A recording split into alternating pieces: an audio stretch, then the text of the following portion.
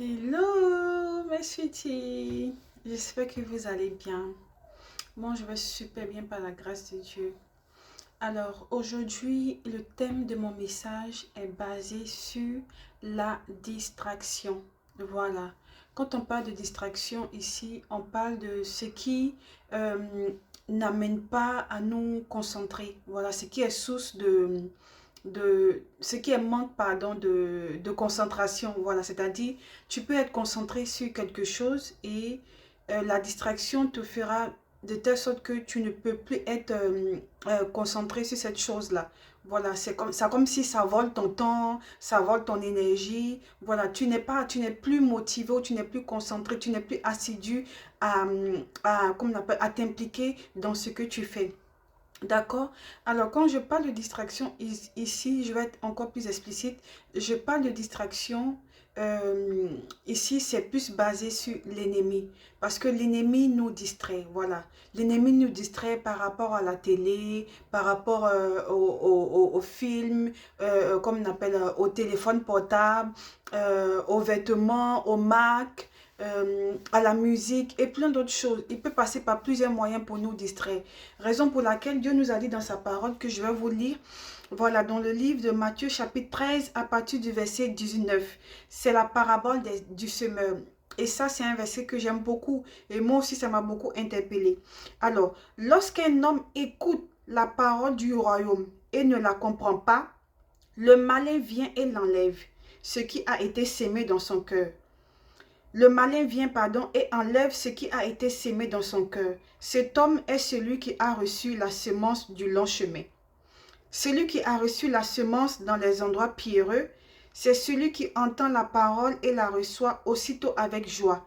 Mais il n'a pas de racine en lui-même.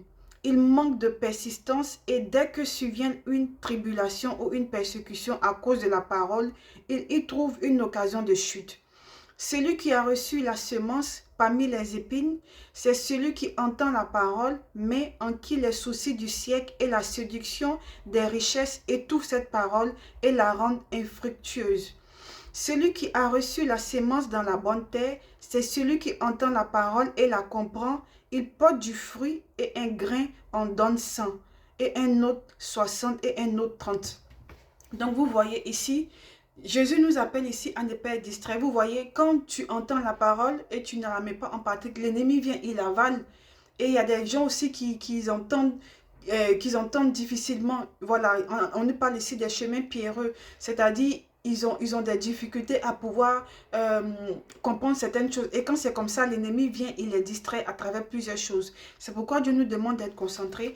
Et après, il y a un verset aussi qui nous dit dans Hébreu, le verset que j'ai lu, c'est dans le livre de Matthieu, chapitre 13. Allez lire, c'est très bien. À partir du verset 19, je vais vous laisser, vous-même, vous allez comprendre. Voilà. Alors, il y a un deuxième verset aussi qui nous dit dans Hébreu, chapitre 12, verset 1.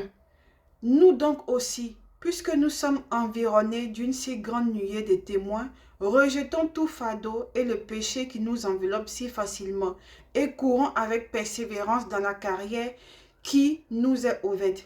Ayant les regards sur Jésus, le chef et le consommateur de la foi, qui en vue de la joie qui lui était réservée, a souffert la croix, méprisé l'ignominie et s'est assis à la droite du trône de Dieu. Amen. Que Dieu bénisse sa parole. Vous avez vu, c'est dans le livre de Hébreux chapitre 12, versets 1 et 2. Donc vous comprenez, il ne faut pas être distrait dans la vie. Il faut être concentré, il faut être focus. Focus in Christ. Concentré sur Christ. Voilà, il faut être concentré sur Jésus. Il faut que Dieu soit au centre de tout ce que tu fais. Que Jésus soit au centre de tout. Donc je vous fais plein de bisous. Portez-vous bien. Bisous.